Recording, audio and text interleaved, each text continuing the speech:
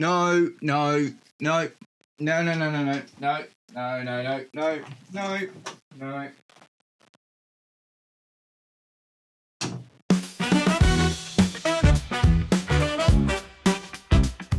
Welcome, Blue Believers, to another episode of the Stamford Sync, where we are syncing up with everything Chelsea FC. And apparently right now that means selling all of our players to Arsenal. Man, I am starting to really dislike this transfer window. We are scribbling around for players and taking really long with our negotiations. Everyone else around us seems to be just getting their business done or trying to poach our players. So, supposedly to add fuel to the fire that Arsenal are interested in Noni Madueke, apparently now Nicolas Jackson is firmly in their sights. Personally, as far as squad building goes, I'd be really happy to keep hold of Noni Madueke and Jackson. I've said as much in my previous videos. I understand the reasons for the question marks over both of them, and we'll go through that in today's video. I can't sign off on selling them to Arsenal, man. Arsenal was supposed to come in for our 30-year-old retirement players. That's what happens. Selling Kai Havertz was one thing because we were all pretty done with him at that point. Nicolas Jackson and Noni Madueke, oh man, I really hope this one doesn't come off.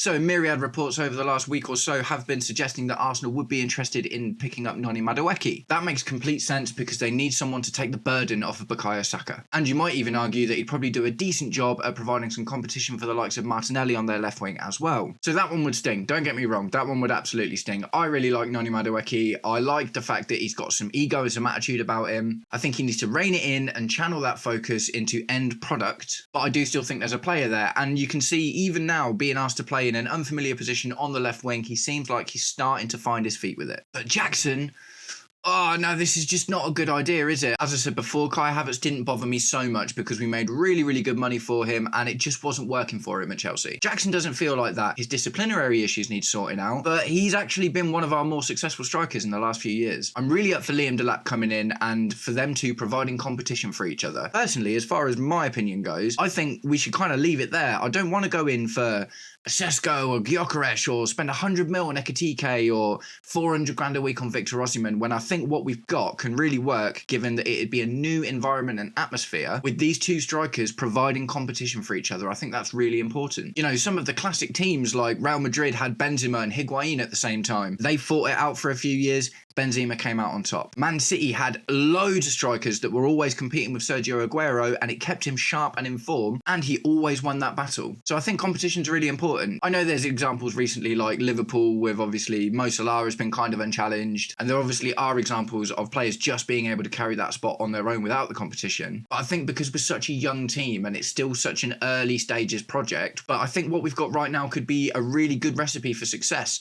Jackson obviously has something. Liam Delap obviously has something. If we make these guys battle it out for each other and one of them wins, yeah, sound. I'm not super sold on the idea of offloading Jackson right now anyway, but to send him to Arsenal, that is just going to come back to bite us, isn't it? Obviously, Clearlake don't have an issue with selling to rivals. For instance, there's been rumours recently about Nicolas Nkunku going to Man United, which from a neutral or Man United perspective, you would argue was probably a good shout. We obviously sold Mason Mount to Man United as well. We let Jorginho go to Arsenal, but I just think this is a bad idea. I just think this is a bad idea. When Jackson was linked to Juventus, I was like, okay, obviously my main point is I think we should keep him around for competition, but if we are going to sell him, someone like Juve is a club that kind of makes sense because it's not necessarily going to come back to bite us. One of the worst things that could happen for me is Nicolas Jackson goes to Arsenal and scores 20 goals in the season because I think he's better than Kai Havertz, if I'm being completely honest, especially in that number 9 role. And if we don't buy one of these other strikers that are being talked about at the moment, like a Sesko, Gyökeres, Osimhen,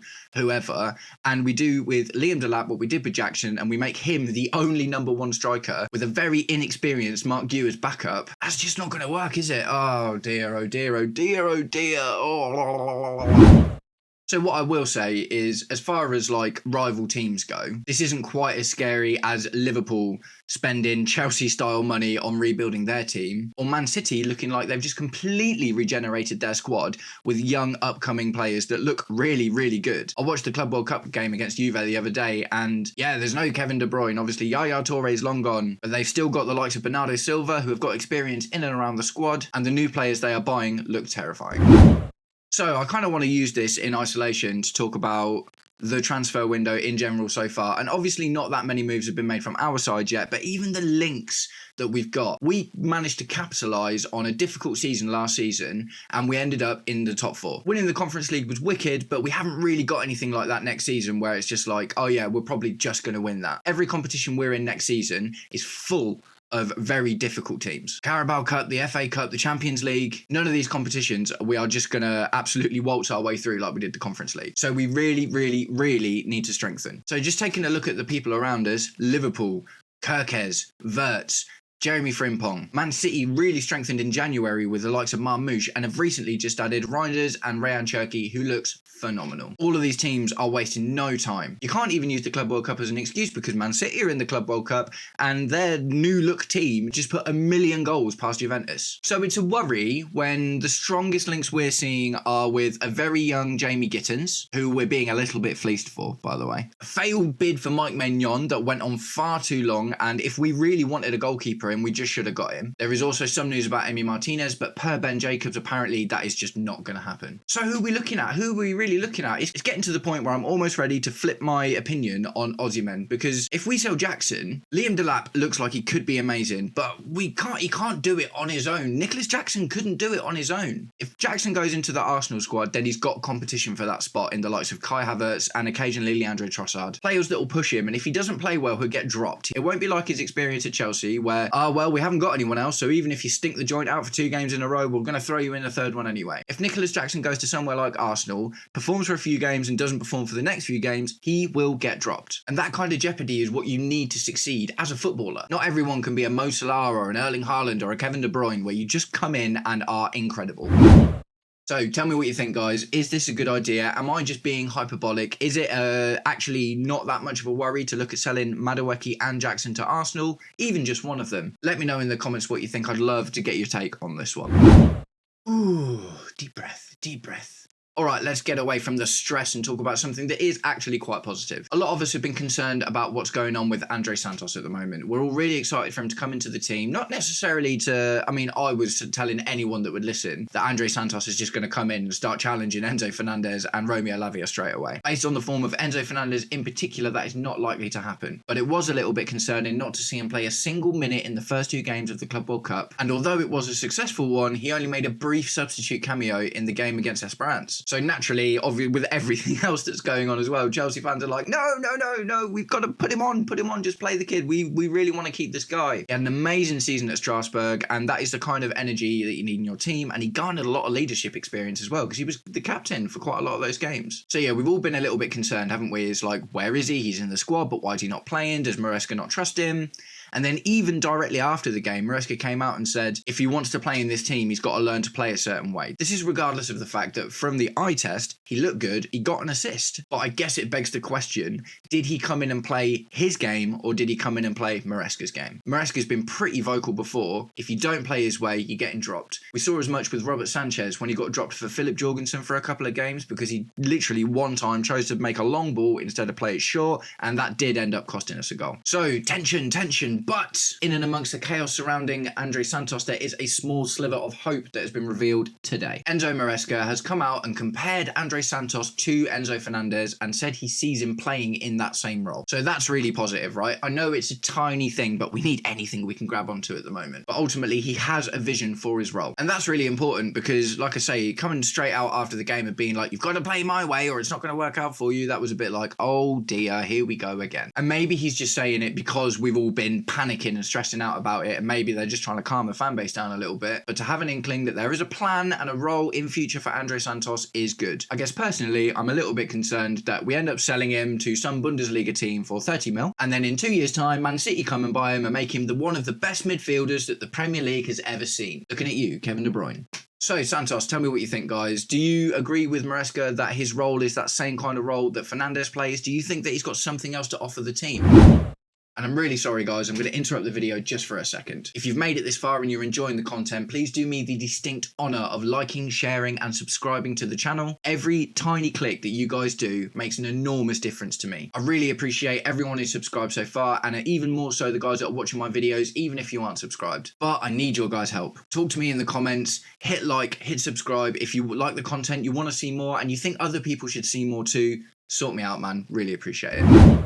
Okay, 2 little snippets of news centred around Borussia Dortmund. So despite everyone claiming that Jamie Gittins is imminent for the last 10 years, it hasn't happened yet, but the noise continues to go on that supposedly it is going to happen soon. We need to ban the word imminent, right? Veto the word imminent from the vocabulary of any football journalist ever, because it is just never true. But it does look like Jamie Gittins will be a Blue before long. And another good piece of news, which is starting to really make me appreciate Enzo Maresca all the more, is that he is supposedly stamped on the idea that Josh Achiempong could leave. Yesterday I reported that Borussia Dortmund had mentioned about paying 41 million euros for him, and we all know our American owners, right? Cha-ching, dollar signs in the eyes, academy player, pure book profit, all of the buzzwords about amortization and this, that and the other. They absolutely love it. But Maresca seems to once again have put his foot down, and that is awesome. It seemed like Maresca was going to be a bit of a yes man at the beginning, and I think what he's done is smart, right? He's kind of come in and he's played the game and taken the players that he's been given, and he's done what was asked of him in terms of getting us in the top 4, winning us a trophy. Wicked. And it seems in a couple of aspects, like demanding from Emi Martinez, whether that happens or not I don't know, and putting his foot down on the Josh Achiempong situation, I'm finally glad that he seems to be taking a bit of a stand and charge, because ultimately his job is to coach the team, and he needs to have some sort of say in that team's makeup and construction. I know long gone are the days where the manager can just come out and say, I want this guy, give me this guy. I get it doesn't work like that anymore. But even a seemingly small decision like keeping Josh Achiempong on the books could be a massive win for us.